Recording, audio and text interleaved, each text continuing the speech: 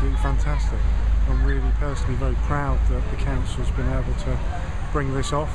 You know, we've organised a huge amount of funding, multi-million pound, and we've got great new facilities, everything from a new cafe that will be opening shortly, to the new skate park, to sensory gardens, to brand new play equipment including dancing fountains that are going to be great in the hot weather for kids to play in.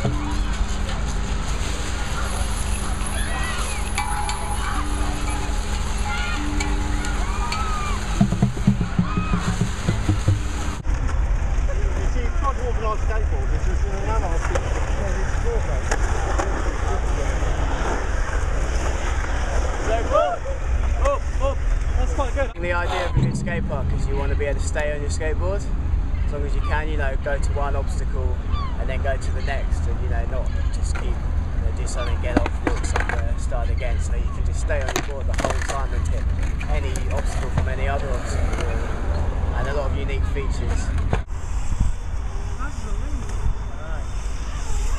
Warned him. Oh, yes, Cassie.